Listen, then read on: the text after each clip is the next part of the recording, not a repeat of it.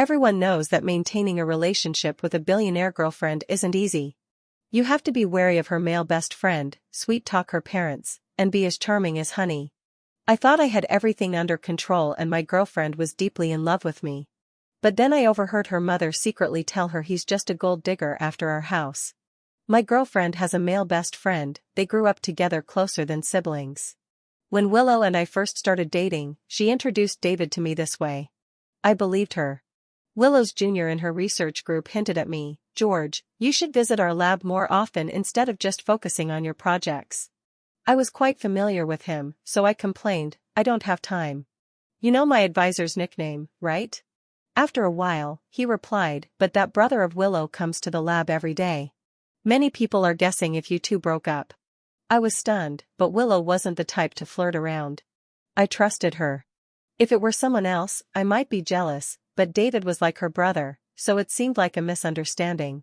However, one day I went to see Willow and was a bit surprised. David was indeed there. It was hot, and he had ordered ice cream to Willow's lab. There was a counting error, and there was one less ice cream, so he said, Willow, you'll have to share with me. I stood at the door, watching him offer the ice cream to Willow. Willow, looking at her computer, turned away, saying, you know I don't like sweets. David wanted to say something more, but a junior had noticed me and called out, George is here. Come in. Willow immediately turned around. David's hand shook, spilling the ice cream onto her skirt. It was pink, probably strawberry flavored. Willow, a clean freak, quickly shook her clothes and complained, you're so clumsy. It's annoying. David retorted, I was kind enough to bring ice cream for everyone, and it turns out wrong. Willow coldly replied, you dirted my skirt. Do we really need your ice cream? In the end, David offered to buy Willow a new outfit. We took a taxi to the mall. Willow had a good figure and looked good in anything, but David praised everything she tried on, insisting she tried this and that. I wandered around the store, subconsciously checking the price tags. Coming from an average family, this kind of mall was far beyond my spending range. Thanks to the mirrors placed all around the store, I saw David behind me looking at me with disdain. What kind of expression was that? It was contempt, mockery, and a sense of superior pity. My hand felt like it had been stunned by a bug, and the clothes slipped from my grasp.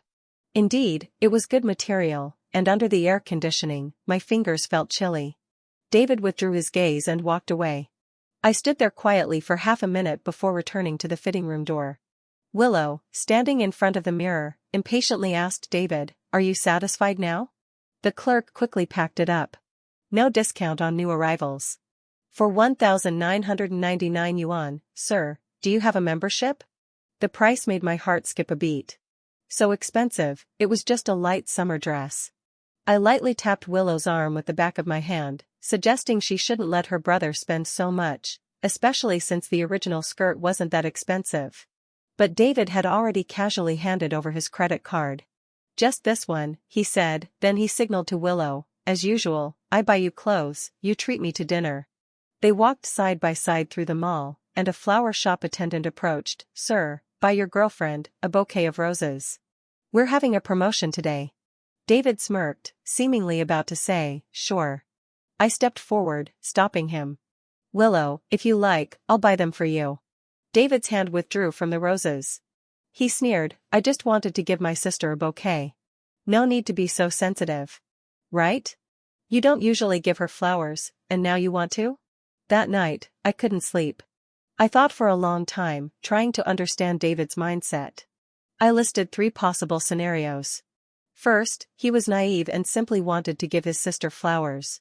Second, he thought I was stingy and wanted to make up for it. The last was he had feelings for Willow and wanted to ruin our relationship. Growing up poor, I was sensitive and often worried about misinterpreting others' intentions. I remember in middle school, a classmate once said, I took too many chicken legs. I can't finish them. Do you want some? I instinctively felt he was looking down on me, offering leftovers. But when I saw his bright smile, I realized I was overthinking.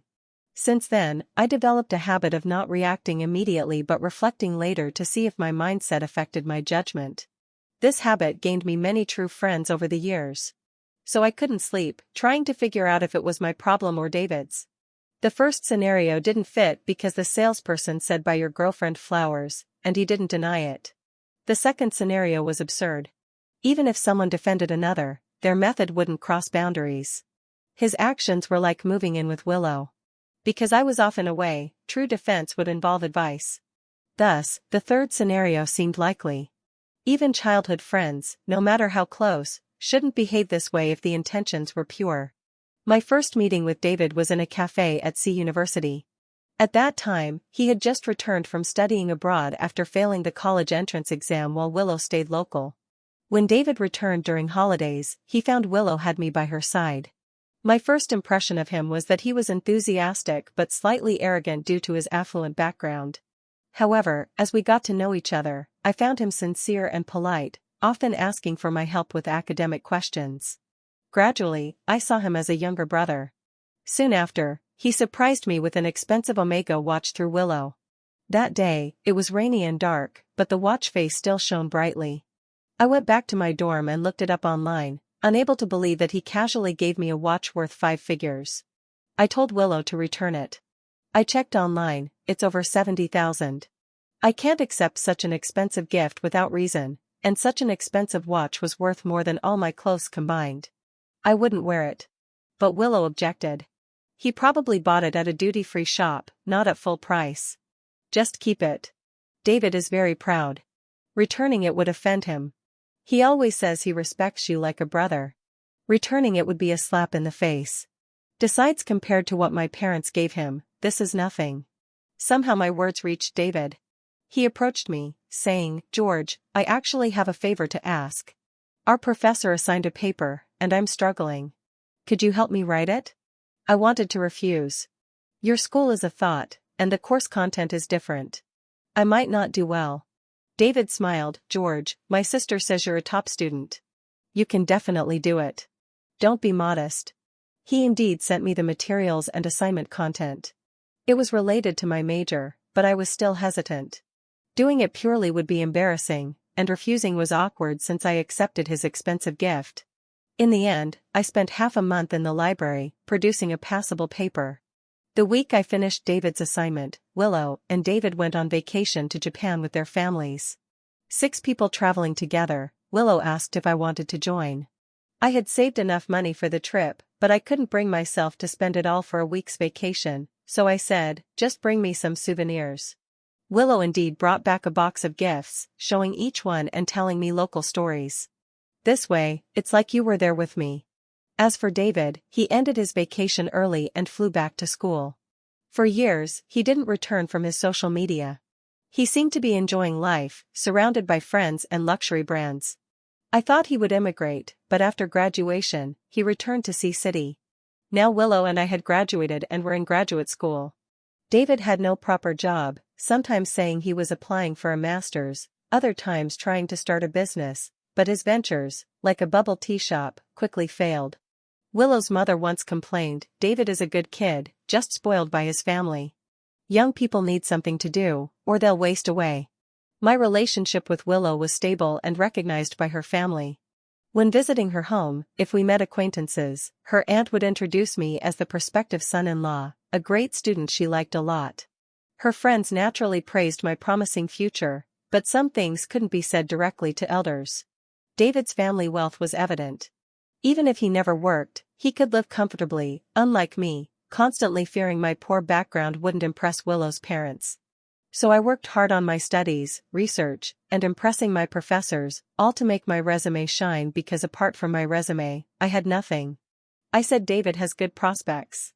Any path he chooses will be smooth. Spending time thinking about his direction isn't being idle, it's honing his skills. This was a lie. What I truly thought was David should find something proper to do, otherwise, he'd keep visiting Willow in the lab, dragging her to parties, dinners, and movies. This wasn't a good sign. The reason I didn't immediately confront Willow about David was primarily because, well, David's behavior was obviously problematic, but Willow's attitude towards him wasn't. I've known all her friends over the years we've been dating. She treated David just like she treated them. If she met them without makeup, she met him without makeup, no pretense. If she scolded them, she scolded him just as harshly. Willow and I didn't have the habit of reporting to each other when we met friends, but when I asked about David, she would always tell me honestly. I once hinted, "Why does David keep seeking you out? Doesn't he have other friends?" She seemed completely unaware. He was studying abroad for several years, and his old friends have drifted apart. If Willow was innocent, but I insisted she set boundaries with her headstrong personality, she definitely would think I was too controlling. By nature, I prefer indirect methods and facing issues with subtle hints instead of direct confrontation, leveraging others instead of taking action myself, and passive over active measures whenever possible. So I devised a strategy. We had a classmate from undergrad, Lucas, whose cousin wanted to apply for a master's program at B University. He asked for help on his social media. Honestly, I had always been somewhat resistant to Lucas because of his personality. While I was more reserved, he was very flamboyant and loved being the center of attention.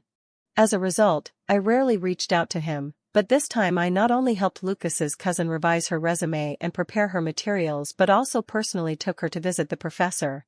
Although it was early to do these things, it's always good to be prepared in advance.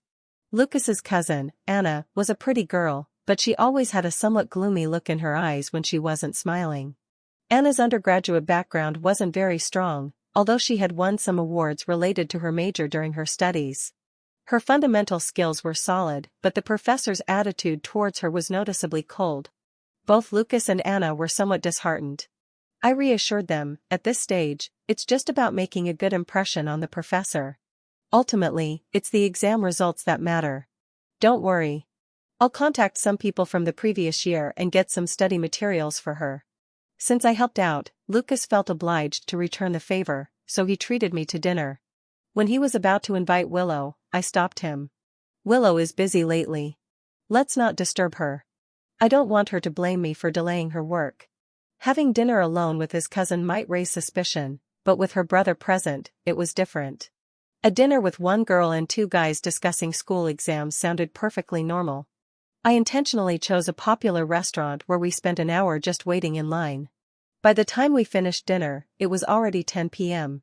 Perhaps because Lucas was overly enthusiastic, Anna became even more silent. Willow and I always called each other every night. By then, she had already called 3 times without getting an answer. I guessed her anger was reaching its peak, so I finally answered, putting the call on speaker so Lucas and Anna could hear. "George, where are you? There's no one in the dorm, and you're not answering your phone." Making sure both Lucas and Anna could hear, I responded with a hint of confusion, "Is something urgent?" "I'm having dinner with Lucas and his sister." I was helping her with something, so Lucas invited me to dinner. Willow seemed taken aback for a moment, and after 10 seconds, she said, "Where are you?" "I'll come find you," trying to cover up her earlier awkwardness. Willow arrived at the restaurant, warmly holding Anna's hand and calling her sister. We chatted about everything from stock markets to national affairs, with occasional jokes, keeping the atmosphere pleasant. By the time we returned to campus, it was quite late. I walked Willow to her dormitory but didn't leave immediately. The night was hot and humid, and she hugged me, standing on tiptoe to kiss my cheek. Suddenly, a bit annoyed, she said, "Why didn't you tell me you were going out with a girl?" And Anna was wearing a skirt, such a short one. I knew what Willow was thinking. A few years ago, before we started dating, many girls at school had asked if I was single. Even after Willow confessed, some girls still asked about me on campus message boards. That I never had meals alone with other girls gave her a sense of security. I frowned, pretending not to understand but not hiding it from her. "Besides, it's summer. You see plenty of girls in skirts." Willow was at a loss. "But Lucas's sister is a girl," I smiled, pinching her cheek. "Does it matter if it's a guy or a girl? I don't mind you hanging out with David. Why should you mind me with Lucas's cousin? We've never interfered with each other's friendships." Willow was speechless and just rubbed her head against my shoulder. "I'm petty. I get jealous. How about this? Let's make a deal. You won't go out alone with guys, and I won't go out alone with girls. How about that?" That's exactly what I wanted to hear. I smiled. All right. I thought my initial strategy was successful, but the situation didn't just fail to improve, it escalated. David found another way to make Willow ignore our agreement. He quickly got a girlfriend, then broke up, and got drunk at a bar late at night. He caused a scene at the bar, and the call went to Willow. With a valid reason, if David's parents found out, it would be a big problem for him. Willow went to bail him out. It was too late, and she couldn't find a place for him to stay, so she took him to her off-campus apartment. That apartment had just been renovated with basic appliances and was rarely used. She had wanted us to live there together instead of staying in the dorm and had been very open about it. My mom said this apartment is for us for when we get married. I understood Lou's mother's intention. She probably realized I couldn't afford a house at the moment, so she made this preparation. The more she trusted me, the more I felt I needed to respect her daughter. So I declined her suggestion. I was determined to buy a house with my own money before getting married. But what I didn't expect was that while I had never stayed in that apartment, David did. And he was the first to tell me about it.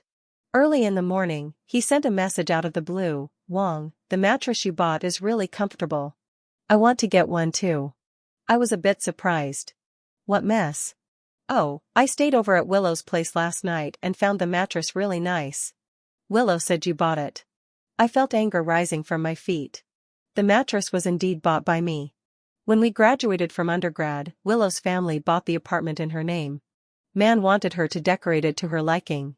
She thought it should be a style both of us like since we would live there together. So that summer, we spent a lot of time at the furniture market. For New Year's, Willow gave me a computer as a gift. I wanted to reciprocate but didn't know what to get. It happened that my roommate worked part-time for a mattress brand and had an employee discount, so I decided on a practical gift and bought a mattress for Willow.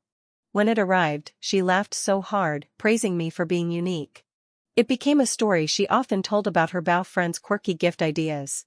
David must have heard her tell this story. I clenched my fists, letting the pain from my nails digging in help regain my composure. Though my thoughts were a bit scattered, I needed to stay calm. So I replied politely, "Sure, I'll give you the sales contact, and you can mention my name for a discount." Unexpectedly, he replied immediately, "No need. My parents are rich. I don't need to be frugal like you, calculating every purchase." The biggest worry in my relationship with Willow was the disparity between our backgrounds. I hated hearing anyone suggest I was with Willow for her money. David knew this well, pretending not to catch his insinuation. I pressed the record button and calmly said, "I can't help it. I have a marriage mindset, and I need to be frugal for our future. When you have a girlfriend, you'll think about these things too." David didn't reply. I turned off my phone, feeling a buzzing in my ears that took a long time to fade. So far, the situation had crossed my bottom line. I admitted I had many shortcomings. By conventional standards, I might not be a good match for Willow. My parents were factory workers with no educational background, in contrast to Willow's parents, who were well-educated and successful. One was a professor giving lectures worldwide, the other a thriving businessperson. Aside from my good brains and not too bad looks, I didn't have much to offer. David's disdain for me was understandable, but giving up my relationship with Willow because of his provocations would be foolish. Before David returned to China, Willow and I had been dating for over 4 years, always very happy, almost like a model couple on campus. I loved Willow. Her wealthy upbringing made her confident and cheerful, qualities I absorbed like a sponge, supplementing my own. Old friends often said, "George, you've changed since going to university." Actually, I had become more like Willow. I knew Willow loved me wholeheartedly. According to her, she liked me from the moment she saw me give a speech as the top freshman. Later, when we studied late into the night, she would doze off while I stayed awake, keeping drinking coffee to stay alert and determined to be in the top 3. Willow would sigh, "George, you're so hard on yourself, but I like it." Raised with frugality, I mended socks to wear them longer. Willow was my chosen girlfriend, and I wouldn't give her up because of David's provocations. Since subtle hints didn't work this time, I decided to be direct.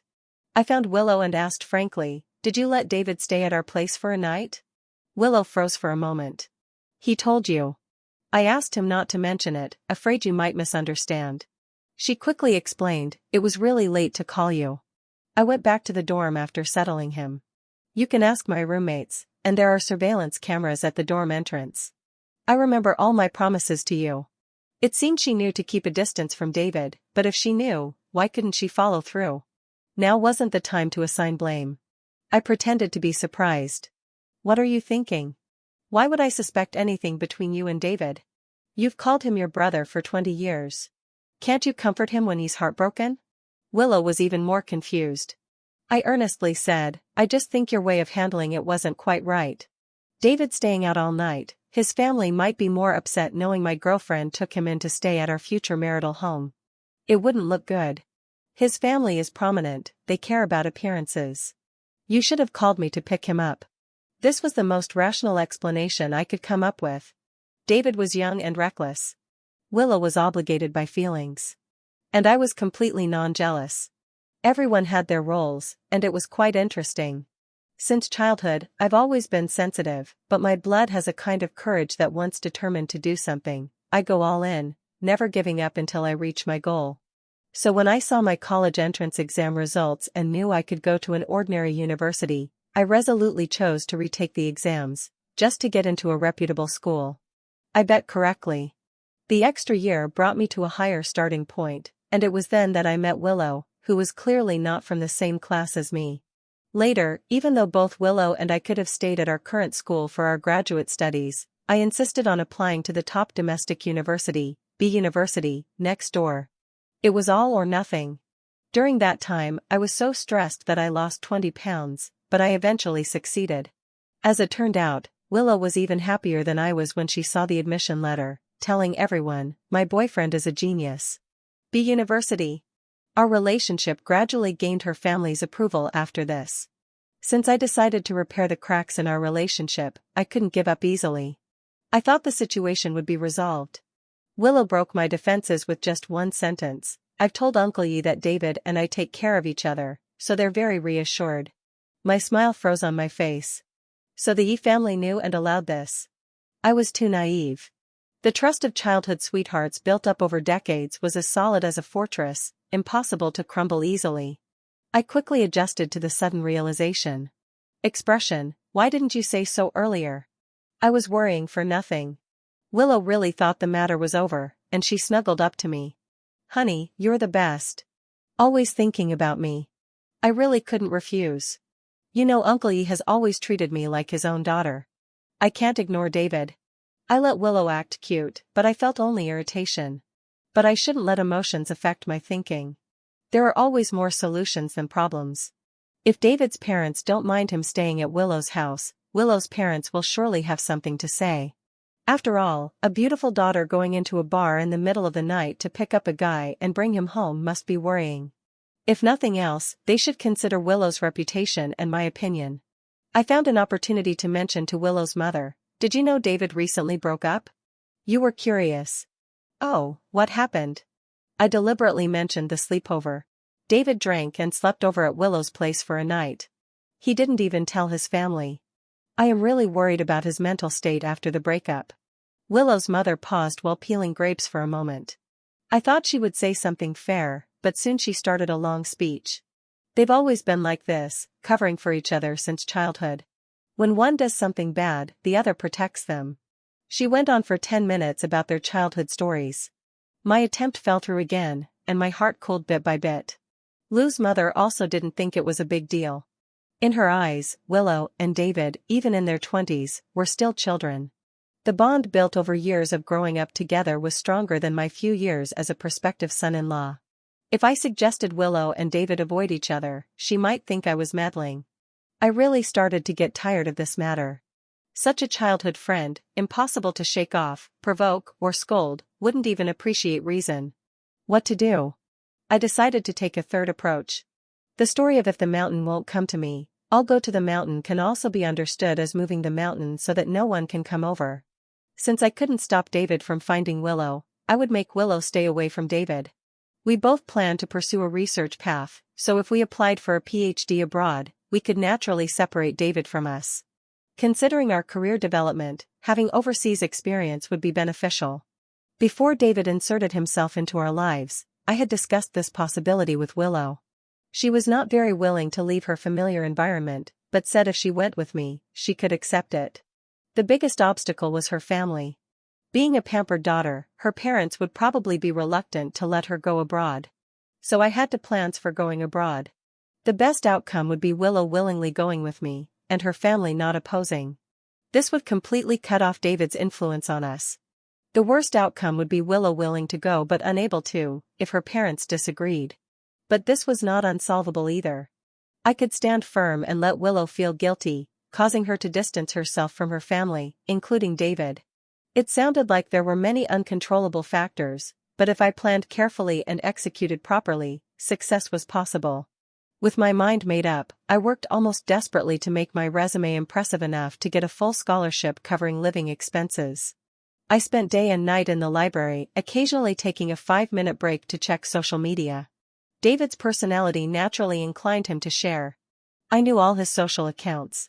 His main account showed him as a sunny guy with many followers, often receiving comments like a charming guy from a wealthy family. But he also had a secondary account where he sometimes posted sentimental, literary, and occasionally silly and funny content. Honestly, if I didn't know him personally, I might find the secondary account version of David quite easygoing and would be willing to be friends with him. Well, I was grinding away at my articles when David's main account posted photos of him and Willow at a friend's gathering. 5 or 6 friends, arms around each other, with David closest to Willow, their eyes looking as close as a couple. My heart was suddenly pierced by something sharp. I had always been certain that Willow had no romantic feelings for David, which is why I did so much. But what if I was wrong? Overthinking gave me a splitting headache. Going downstairs to get takeout, perhaps due to 2 days of continuous fatigue and low blood sugar, I stumbled and fell down the stairs.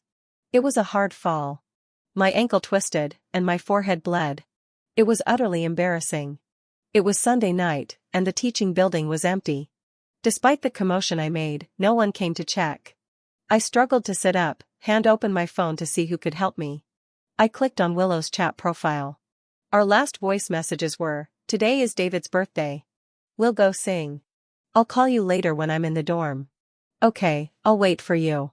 Willow was with David. Was it the right time to call her now? Clouds of pain clouded my thinking. I hesitated for half a minute, unable to make the most beneficial decision. When I opened my eyes again, there was a pair of shoes in my sight, pure white sneakers, spotless. The owner of the shoe squatted down slowly, their gaze level with mine. It was Anna. Her appearance here wasn't surprising. After failing to see the advisor, she started contacting senior students, occasionally helping run errands to earn a good impression. This little girl was quite purposeful, somewhat like me. Anna lowered her gaze.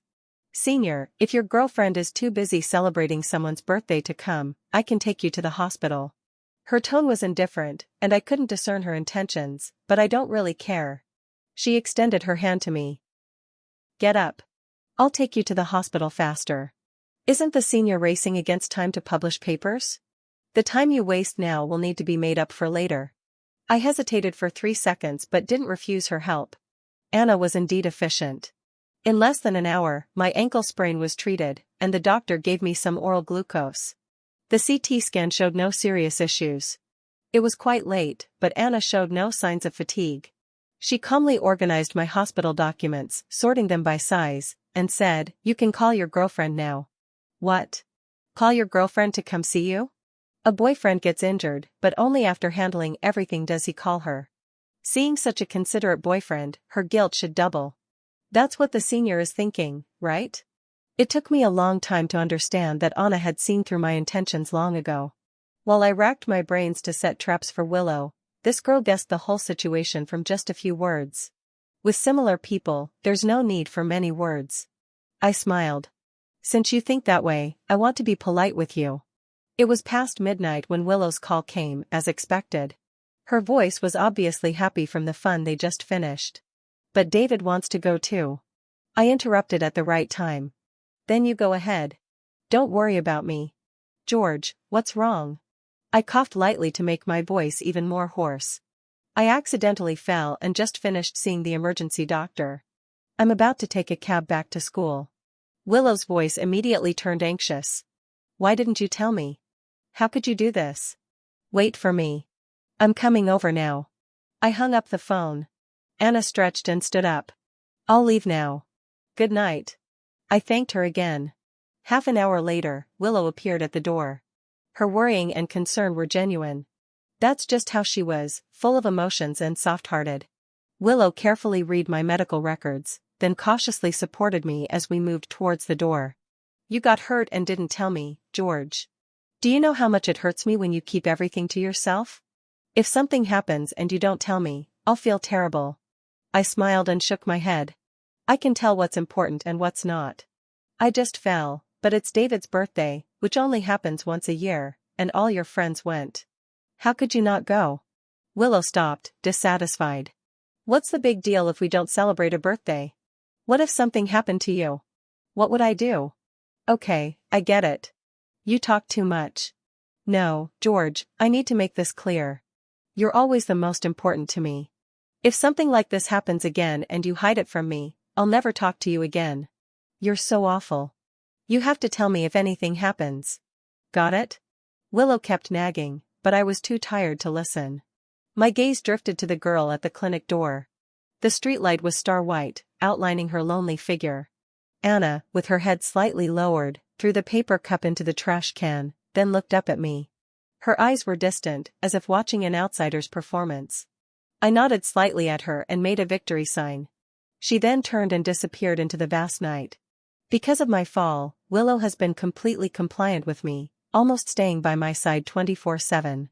If it weren't for my persuasion, she probably wouldn't even want to go home on weekends. But my goal is more than that. Taking advantage of this opportunity, I also made appointments in other departments, such as for poor sleep, digestive issues, and had all sorts of minor ailments checked. One doctor, after reviewing my test results and various reports, spent quite a while explaining to us the illnesses that could result from staying up late, poor diet, and overthinking. Young man, don't think you can get away with everything just because you're young. You need to take good care of your body, and you young lady, keep a closer eye on him. After picking up the medication, Willow looked obviously worried. She carefully advised me, George, I know you work very hard, but I want to say you really don't need to push yourself so much. You can take a break. It's not just men who can be a support for women. I can be your support too. I was stunned and didn't speak for a long time. Willow thought I was angry and hastily explained, I don't mean that you should rely on me or that your efforts are useless. I mean, look, although my family isn't very wealthy, supporting our expenses is more than enough. Given her parents' financial strength and their love for her, more than enough was likely an understatement. I shook my head and said seriously, it's because your family is well off that I'm pushing myself so hard. George, do you think I don't feel tired? Do you think I don't need a break? But I don't dare to because I don't have the confidence. For so many years, I've never shown many negative emotions in front of Willow. In her eyes, I've always been serious, ambitious, resilient, and never willing to admit defeat. But this time, I honestly told her that I felt miserable many times over the years. Even though I'm a man, many social etiquettes and manners I've learned from Willow. Her well-off background has always made her poised and graceful, while I, in contrast, often felt clumsy, like a child. Sometimes I would silently recite these so-called social niceties in my mind repeatedly, memorizing them and making them my own. The first time we went on a trip, it cost over $5,000. I insisted on not splitting the bill. On the way back, my phone broke, adding an extra expense. I ate instant noodles for 2 weeks, waiting for my part-time salary to be paid. It wasn't until I got into B University for graduate school that I mustered the courage to visit Willow's parents. Like a fox borrowing the tiger's might, I used the school's name to feel confident enough to meet them. But getting into B University didn't mean everything would go smoothly from then on. A wealthy classmate was good at spending money to build relationships. I was tight on money and couldn't afford to treat people, so I took a different approach, solving problems for junior students diligently and patiently to achieve the same effect. Even when studying abroad for a PhD, I couldn't, like David, afford millions in tuition. I had to rely on scholarships. I even considered lower-ranked schools for the sake of scholarship amounts. That's how sensitive and insecure I am. No matter how carefree I appear on the outside, I'm always anxious inside. The source of my anxiety is the fear that as someone from a small town, I don't deserve Willow, who grew up in a privileged family. For someone who is usually strong, showing vulnerability is particularly shocking. The result of baring my soul to her was just as I expected. Willow's eyes turned red. George, don't be like this. You're already excellent. I've never thought you don't deserve me. I never cared about your background. I love you very much, and I promise I will only love you more and more. Don't overthink, okay? I believed she was telling the truth. Willow has a sincere and straightforward side to her character. If she trusts someone, she will wholeheartedly open up to them without any defenses. I laughed through my tears and playfully tapped her nose with my finger. Silly girl, you're already so good to me. How do you plan to love me more? Are you going to make other couples jealous to death? Willow didn't respond, but there was a determined and urgent look in her eyes. I could vaguely guess what she was thinking, and this was the result of my careful guidance. We've been dating for 5 years. Moving to the next stage seems like a natural progression. Actually, if it weren't for David's interference, I wouldn't have gone to such lengths to maintain our relationship. But giving her a little push at the right time isn't a bad thing. In the following days, I constantly made a show of playing on my phone and chatting with friends mysteriously. Occasionally, when Willow picked up my phone, she pretended not to see the message notification, "Your romantic setup has been shipped." We both pretended not to know anything. The weather had cooled down, and one autumn day was my 24th birthday. My plan was set for this day. I pretended to invite Willow to a restaurant just to celebrate my birthday, but even if she had some inkling, she was still moved to tears when she saw the restaurant decorations. I had invited a dozen of our mutual friends as witnesses. Under everyone's gaze, I knelt on one knee, opened the small velvet box in my hand, and asked, "Willow, will you marry me?" The projector in the center of the restaurant played a slideshow of our photos over the years. We attended classes together, competed together, joined clubs together, and traveled together. Her makeup became increasingly adept, and my demeanor became more gentlemanly. The happiness captured in these photos, even when viewed years later, would still be moving. I thought I was someone who could control my emotions, but when I heard her say yes, my eyes turned red. This moment was captured by our friends and posted on their social media platforms. Everyone was laughing and offering congratulations. The laughter felt like endless waves, making me dizzy. But in the next moment, Willow's phone rang. She glanced at it, and her expression suddenly became serious. She gestured to me and went to a quiet spot to take the call. I quietly approached Dan and overheard Willow's mother's anxious voice. "Curry, David is in trouble and at the hospital." Willow sounded a bit helpless.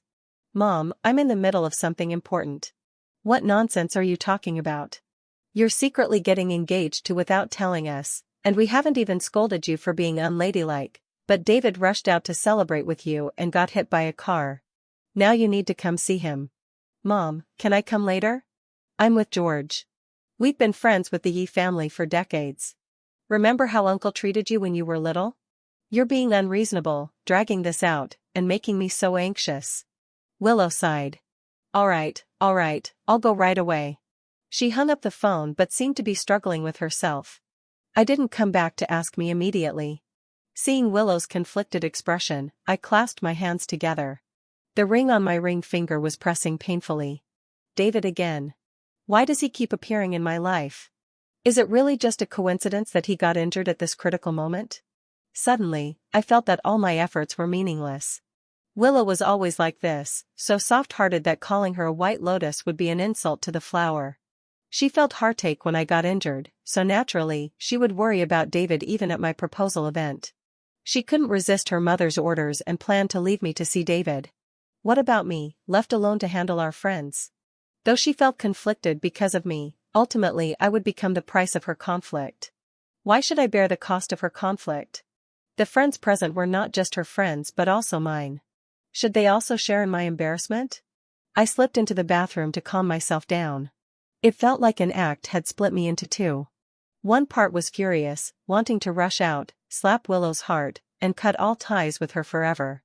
The other part was calm and rational, carefully weighing how to act in this situation to avoid being laughed at by everyone. No matter what I did, it felt wrong, and no matter what I did, it felt humiliating. I didn't want to keep fighting with David. I could certainly continue to influence Willow, but what would be the result? Even if I won against David, so what? That would only mean gaining the respect that other couples naturally deserve. Perhaps it's time to let go completely, but now is not the time to break up. After years of dating, Willow and I shared too many overlapping circles. Even if it's a bad ending, I need to design a conclusion where no one can fault me.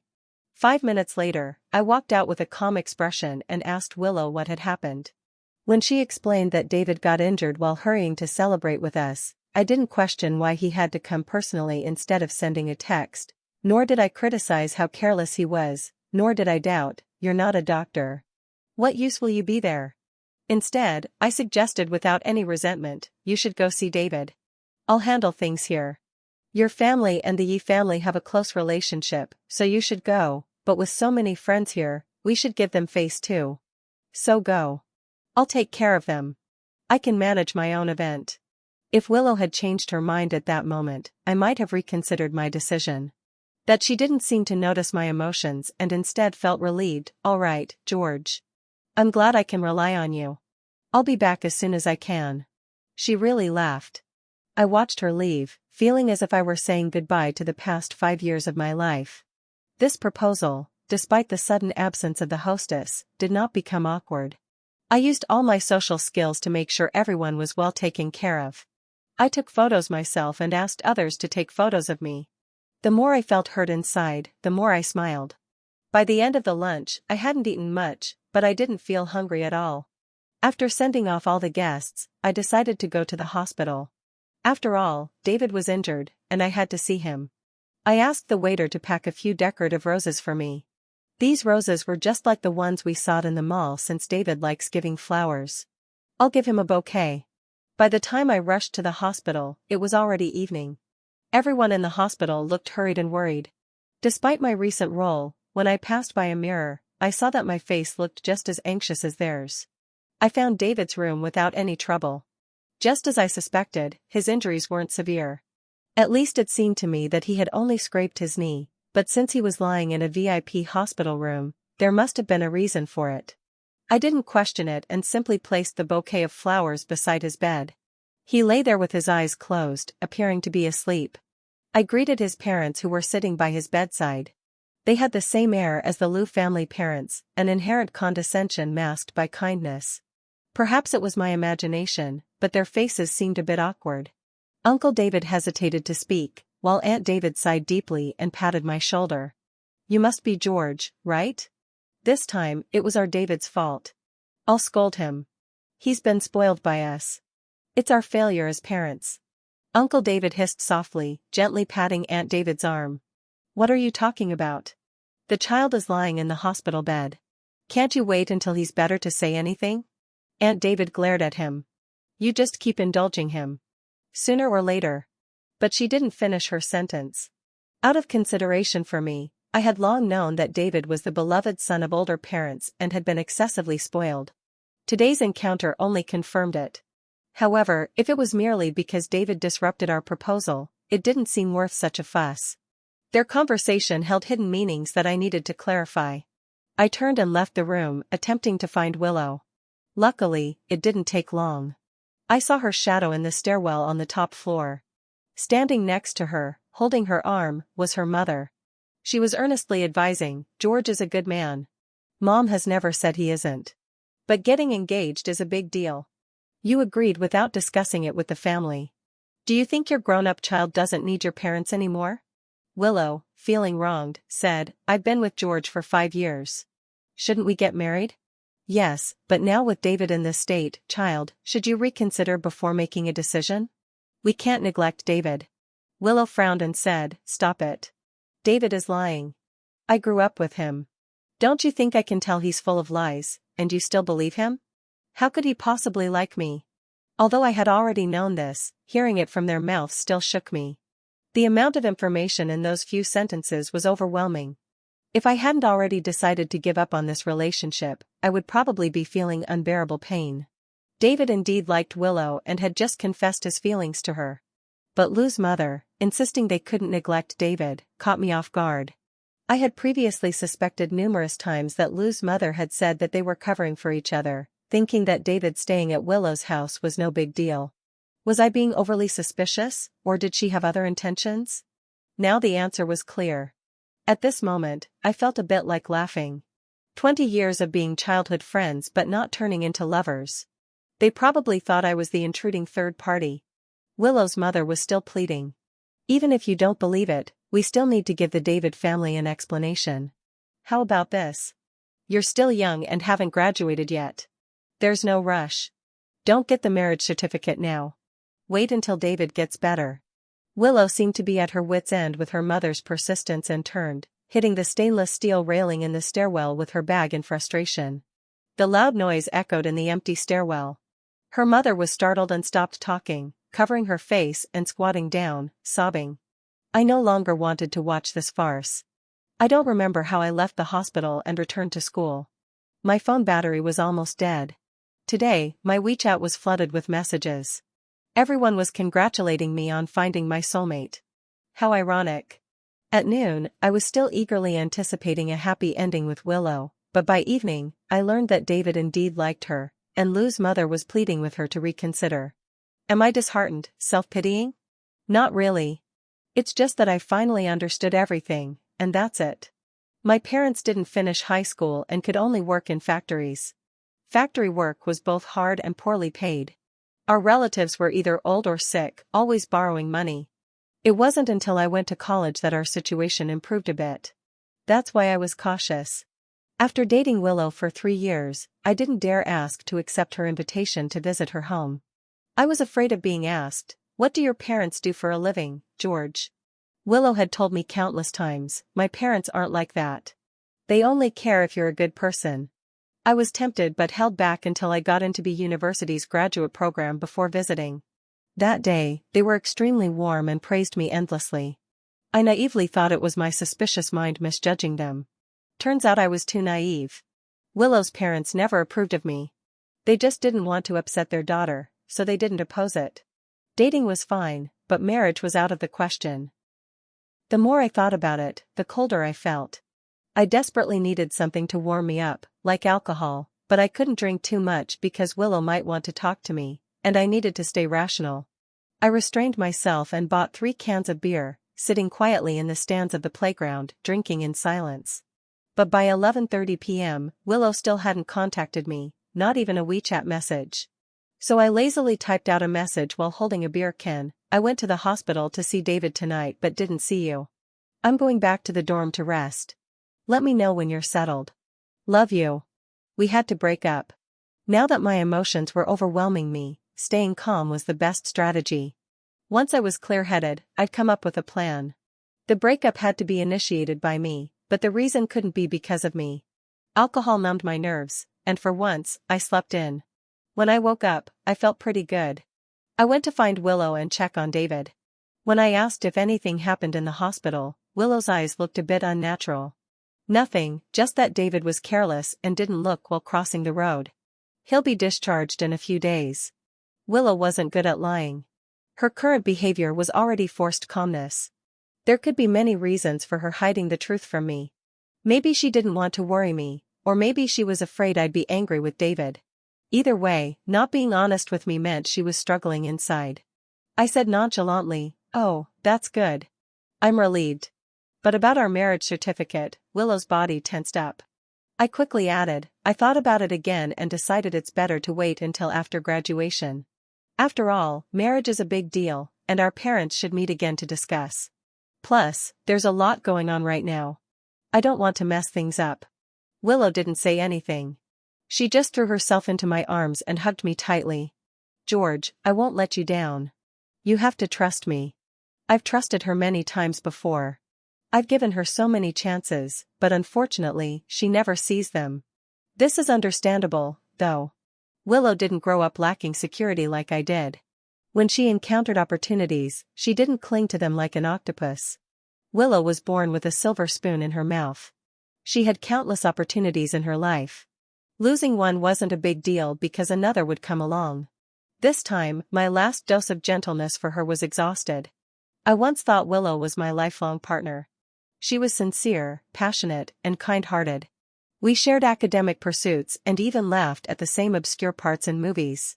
But I overlooked that she was also a dutiful and obedient child. If her mother asked her to do something, she wouldn't refuse. I said, "David's accident worries me. We're both only children. If something happens, our families would be so worried. Why don't we stay at the university for our PhDs instead of going abroad?" Willow was overjoyed and agreed. She wasn't particularly keen on being thousands of miles away from home, so this was the best for her. Willow's application materials were withdrawn, but I didn't withdraw mine. Instead, I applied to a few more schools. Like I said, I'm a gambler. I bet that without love, my luck would shift to my studies. I bet that with heaven's favor, I'd get impeccable experimental data and publish satisfying papers. Lastly, I bet that since Willow didn't dare reveal David's confession, I'd play along and catch her off guard. I acted as if nothing had happened and increased my visits to the Liu family. After all, I was the legitimate boyfriend. I visited frequently, often bringing gifts and fruits. So even the gatekeepers and cleaners knew I was the Liu family's prospective son-in-law. As for adding their WeChat and helping with minor issues like phone screen problems, that was just courtesy, not ulterior motives. Once I heard a cleaner in the community praising me to Willow's mother, saying I was a handsome young man and that she was fortunate. "Oh, you're not married yet? When will we get to attend your wedding?" I couldn't see Willow's mother's face, but I guessed she didn't feel fortunate but rather frustrated. What made her even more uncomfortable was my suggestion to visit the David family next door. David got hurt while celebrating with me, so I should visit him. David naturally was reluctant to see me. Aunt David received me, and we chatted about school stories with no shortage of topics. During our conversation, I surprisingly discovered that both of them were half involved in academia and were even classmates of my mentor. So I had an idea. Eagerly, I showed her the WeChat conversation between my mentor and me. "Auntie, this is the girl my mentor asked me to introduce to David. Don't you think they make a perfect match? If you agree, I can introduce them." The girl's resume and photos were real, and the mentor had indeed asked me to help her find a partner. However, my purpose in showing them was not to introduce her to David but to take this opportunity to display my social circle to the David family. Most of what Aunt David knew about me probably came from what Willow's mother had told her. Therefore, I feared that the David family's impression of me was still stuck on a student from a small town who only knows how to study and whose family is poor. Calmly, I pulled out a few more photos from my phone and spoke as if it were casual conversation. "Look, this is a photo of me with Professor Zhang and this other student at an academic conference. Professor Liu published an article, and some of the data was done by me. Oh, I heard he once worked at your institution. Do you know him?" Finally, I showed a photo of me, Willow, and other professors and students from the university. It was taken when I won an award at a competition, and my friends helped me take it in the sunlight. Everyone was smiling happily, with Willow and I standing in the center. Willow and I are very fortunate to have met great mentors who happen to be friends. Both of them want to be the witnesses at our wedding, which is quite interesting. The more I spoke, the more serious Aunt David's expression became. She probably didn't expect so many people to endorse our love. Seeing her expression, I knew David couldn't cause trouble anymore. My relationship with Willow was indeed coming to an end. A friendly breakup was impossible, especially with David. I couldn't let him get what he wanted. I admit I was still gambling. I bet that even if Aunt David deluded her son to steal a girlfriend from a poor, unsupported student, she would have to reconsider if that student was a cherished pupil of her colleagues or peers. The David family undoubtedly liked Willow. Arranging a marriage between these childhood friends would save them a lot of trouble. But compared to the overly indulgent Uncle David, Aunt David still had some rationality. Willow and I had been dating for 5 years, and our proposal had already been publicly announced through our social circles. A respectable family would not allow their child to interfere in such a relationship. From what I gathered, Aunt David was naturally conservative. She had worked within the system for half her life and was more concerned than anyone about her reputation. As the saying goes, the barefooted are not afraid of those with shoes. Compared to David, I was the barefooted one. Unless David and Willow could get married, the David family wouldn't dare take that risk. I won the bet 2 days later when I talked to Willow about David again. She said he went abroad. He'll go first and then slowly choose a school. Auntie went with him. David had spent a year idling without deciding his future, but after one visit from me, he had it figured out. I averted my gaze, pretending not to notice Willow's thoughtful expression. Perhaps David's parents finally decided to take decisive action and could no longer tolerate their son's reckless behavior. David's departure abroad clearly affected Willow's mother, or maybe Aunt David had told her something, making her suspect that I was involved. When I visited again, she clearly told me not to come so often. She claimed she had health problems and needed to go to the hospital, headaches, shoulder pain, eye discomfort. If the hospitals in City C couldn't find the problem, then she would go to the major cities of Beijing, Shanghai, or Guangzhou. But what she really wanted was to separate Willow from me. The tricks were the same as always. What I could think of, Willow's mother could think of too. It didn't matter because I had already received my first offer. Although it was only a half scholarship, it was still a significant encouragement for the future. I would receive more. I had already prepared my escape route. The reason I maintained the current situation was that I wanted to leave cleanly and beautifully. I thoughtfully encouraged Willow to accompany her mother for treatment. Willow didn't want to, fearing it would affect her graduation, so I spoke for her mother. Children should be filial. So Willow shuttled between the hospital and school. Finally, her mother grew tired of the hassle and returned to City SE to rest. I noticed Willow had lost weight, so I volunteered to make her some nourishing soups. There was no way to cook in the dorm, so I went to the house Willow's mother had prepared for our wedding. Willow had given me the key to P Garden, but I rarely used it. The house prices there were high, and I feared her mother would think I was after their money. But now there was no reason to avoid it. I wanted them to think my true intentions were showing. I frequently went in and out of P Garden, cooking and bringing food to Willow. Of course, I also shared the food with my mentor and classmates. Some friends of Willow's parents lived in the same complex. Occasionally, they saw me with the food container, stopped to chat, and praised me as a considerate man. These words always reached Willow's parents' ears. One son even asked out of curiosity when the daughter would get married so they could give a wedding gift. I knew the time was near. On Willow's 24th birthday, I asked everyone in the lab to celebrate together. The place again was P Garden. I took photos of the decorated living room, the cake I made, and the ingredients for the hot pot and posted them on my social media with the caption, "Reserved for the rest of my life." I rarely showed my love publicly before. I always believed that true happiness didn't need to be displayed, but this time I made an exception.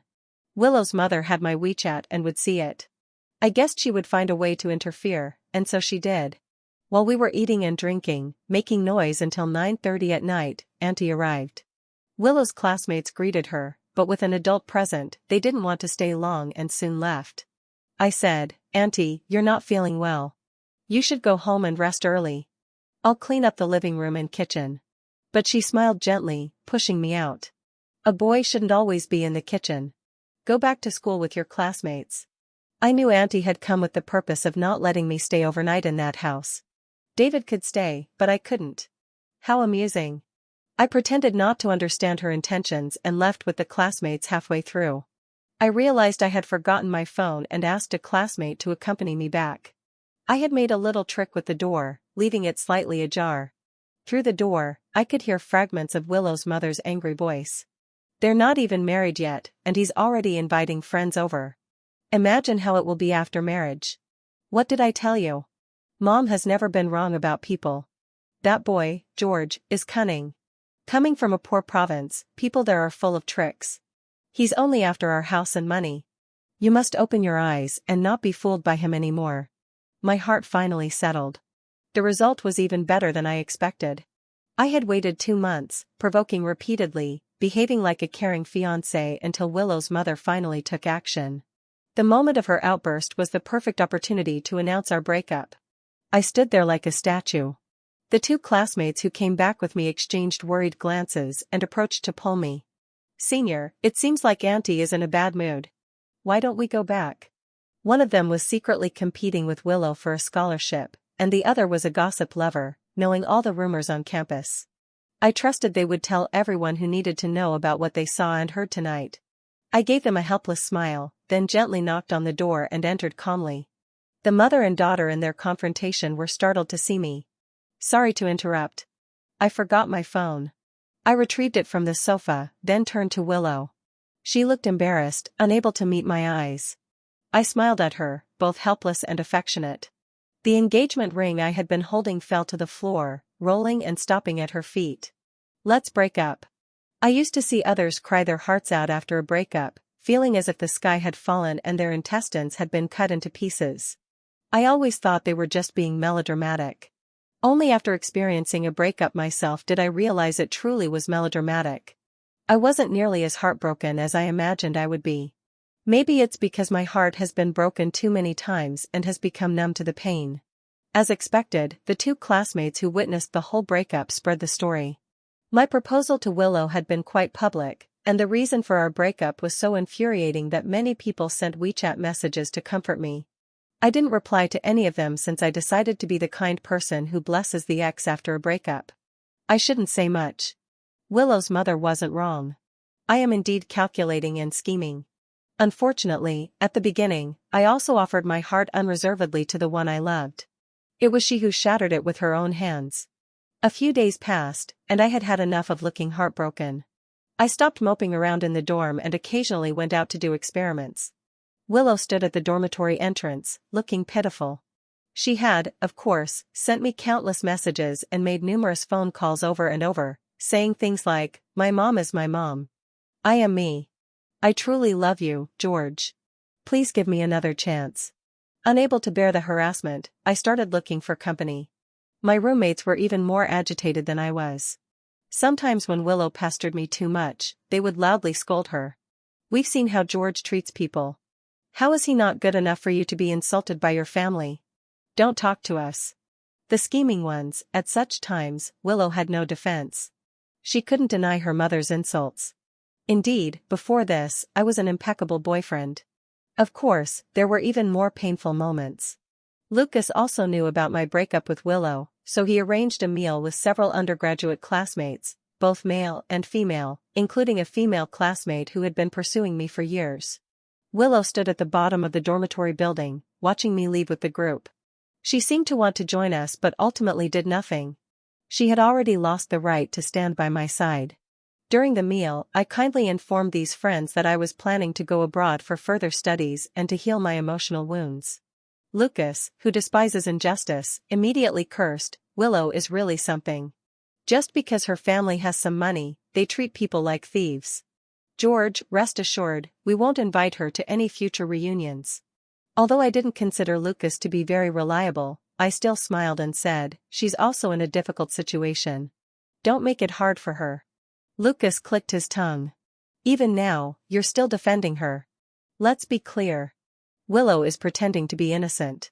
If she had any backbone, you two wouldn't be in this situation. Always playing the victim is disgusting to see." I fiddled with the food on my plate. Actually, I also bore some responsibility for the current situation between Willow and me. If I had been smarter, I would have realized her parents' use of me earlier and broken up when the relationship was still shallow, avoiding trouble for both sides. If I had been dumber, I might not have seen through her family's guard against me and would have happily married Willow. I would have muddled through life without a clue. But I am just an ordinary person. This breakup felt like a dull knife cutting through flesh. Only now do I gradually feel the heart-wrenching pain. It's not that I don't love Willow, it's just that I will always love myself a little more. As graduation approached, more and more people invited me to farewell dinners. I initially declined all of them and only attended after confirming that Willow would not be present. But eventually, I still ran into her once. Seeing that familiar figure, I turned and left. The host chased after me, trying to persuade me. "George, I'm sorry. I just thought you could let bygones be bygones." I pretended not to see Willow, hiding in the shadows, and said, "She's such a good person. I'm not worthy of her. That childhood friend of hers is more suited for her." Who knows which word touched Willow? She suddenly rushed over, grabbed my sleeve, and said with trembling voice, "George, you know, don't you? I should have told you earlier. All those words from David are lies. Don't believe him." I was startled and stepped back a few paces to break free. Willow became even more agitated, pulling at my clothes with increasing intensity, even tearing a hole in my sleeve. She cried out in a near breakdown, "I don't like him at all. What my parents think is their business. Why can't you understand me?" This happened at the busiest time on the food street outside the campus, and our commotion drew everyone's curiosity. Covering my eyes, I said helplessly, "How else am I supposed to understand you? Your parents look down on me for being poor. Am I supposed to lack ambition because I'm poor? Is it okay for me to endure contempt? The person I love can't even firmly choose to stand by my side. Every time I take a step forward, she naturally breathes a sigh of relief and steps back. No matter how much I persist, what's the point? Willow, instead of questioning me, said, "Why don't you try convincing your parents to give up their prejudices because you don't dare? Because you are cowardly? Because you don't love me enough?" More onlookers gathered, and I spotted several juniors from the university among them. Some even took out their phones to record Willow, with terror streaming down her face, kept apologizing, and tightly grasped my tattered sleeve as if letting go would mean losing something forever. Mutual friends tried to separate us, and some burly guys from the nearby snack stalls joined in. Hey, what's going on here? Can a woman harass a man these days? Don't be shameless." In the chaos, Willow fell to the ground. As she fell, I instinctively tried to catch her, but in the surrounding crowd, I also got injured. Security guards and police were called to the scene. The dispute escalated, and 5 or 6 people were taken in for questioning. The street was covered with surveillance cameras, and from the footage, it was clear that Willow had initiated the physical contact, making her the primary culprit. With graduation approaching, it was best to avoid trouble. Willow's parents quickly arrived, offering apologies and trying to calm things down. They even pleaded with me, "George, please tell the police that it's just normal couple quarrels. Why make it a big deal?" I showed them my injured elbow. "Uncle Yi, Auntie Yi, Willow, and I broke up months ago. This is far from a normal couple quarrel. If you keep twisting the truth, I won't hesitate to escalate the matter, informing the police that Willow has been harassing me and seriously disrupting my life. If I say that, the nature of the issue changes." Their faces turned pale, but in public, they held back. Uncle pulled his wife away, but she couldn't resist muttering, "Didn't I say a man like him is not worthy of my daughter?" I usually have a good temper, but this time I didn't hold back. I looked calmly into Willow's mother's eyes. "Auntie is mistaken. It's Willow who is not worthy of me." Even the usually amiable Willow's father changed his expression. "Young man, you should be kind. Our family has never treated you badly." I returned his smile. "Then please explain clearly how you haven't treated me badly. Did I ever spend your money before?" Willow's father couldn't speak. Her mother angrily replied, "You spent Willow's money, and isn't her money given by us? We bought a house as a gift. Isn't that generous enough? And you even encouraged her to go abroad for a PhD. Can your family afford that? Isn't it relying on us?" This time, I genuinely laughed. I took out a small notebook from my bag, opened it, and handed it to her. Word by word, these are all the expenses between Willow and me since we started dating. Every penny she spent, I spent too. We always went Dutch, fair and square. As for your house, I haven't stayed there for even a day. As for where I get the money to study abroad, I shifted my gaze to the back. "Willow, you know, right?" Willow stood silently not far away, her eyes filled with pain. Simple and straightforward as she was, she probably never expected her parents to be so aggressive. Her tears seemed to have dried up, and she said hoarsely, "George wins national scholarships every year, gets allowances for projects, occasionally takes private jobs, and does part-time work. His grades are excellent, and he has scholarships for his PhD. Mom, I've told you many times. George isn't after our money. Why don't you believe it?"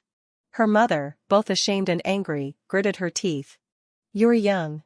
I stopped caring about these debates and prepared to put my mind at ease, spending more time with my parents. To my surprise, my parents sold their house in the small town and planned to move back to the countryside. "We are retired. Going back to farming is good. We sold it for 500,000 yuan. George, you should give this money to Willow. We don't have much money, but we hope you both can live well." I hadn't told them about my breakup with Willow, but now it's time to confess. My parents don't have much education and don't understand too many principles, but they know to treat their future daughter-in-law well. When I was in my first year of graduate school, they came to Sea City to visit me, which was our first family trip. Looking back, Willow's mom insisting on inviting my parents to dinner in Sea City probably had the intention of evaluating my family. My parents brought the best local specialties from our hometown. My dad is not good at talking. At the dinner table, he politely told Willow's mom, "Our child is far away. We can't help much. Please take care of him." Willow was very enthusiastic, insisting that my parents stay at Banya Garden. "George just bought a new mattress. It's very comfortable." Thinking back, Willow's mom's smile was a bit bitter at that time. Probably in her view, with me buying furniture and my parents staying over, It undoubtedly declared my ambition to settle in her house. My parents selling all their assets for only 500,000 yuan, not enough to buy a bathroom in Sea City. How could I blame Willow's parents for being wary? Everyone's money isn't easy to come by, so it's natural for them to be cautious and critical. But my intentions and my parents' intentions shouldn't be trampled on. I held back tears and hugged my parents. Mom, Dad, don't worry. I won't let others look down on our family. I definitely won't. Finally, I graduated smoothly from B University. The recommendation letter written by my mentor played a significant role, and I successfully entered another top university for my PhD, receiving the highest scholarship awarded to B University students in the past 5 years. I moved from one campus to another. Although the living expenses were sufficient, studying abroad was extremely challenging. The feeling of being intellectually overwhelmed was constant, and the academic pressure was immense. Almost every day, I would ask myself, is this worth it? But I always told myself to hold on a little longer. As a greedy person, I wanted too much, and how could I achieve it without some hardship? It took me 6 months to overcome the language barrier and another 6 months to gradually find my footing in the lab. It was then that I felt life was back under my control. Occasionally, to lighten my mood, I would check the social media accounts of David. David studied the most superficial major in business. He argued with his mother too much, causing his mother to return to the country in anger and stop talking to him. His credit card was cut off by his family, and he had to apologize to his parents to get his living expenses again. He was in his 3rd year of master's studies but still hadn't completed his credits. However, his business as a purchasing agent was flourishing. Later, he returned to the country, preparing to get married. The bride was not Willow. I asked Anna to help me with a wedding gift for David. How much should I give? She asked. 72,500, I replied. Anna didn't get into graduate school and instead went into event planning. She was good at understanding people's hearts and was doing well in her job. We would occasionally chat. She was surprised. Why this number? That's the price of the watch David gave me when I went abroad for my studies. I didn't have much luggage besides the essential clothes. I only tucked that watch with me. Whenever I felt the future was bleak and unbearable, I would take it out and look at it for a moment. It commemorated my sincere love that perished because of materialism. It also reminded me that a child without an umbrella needs to run harder to avoid getting soaked.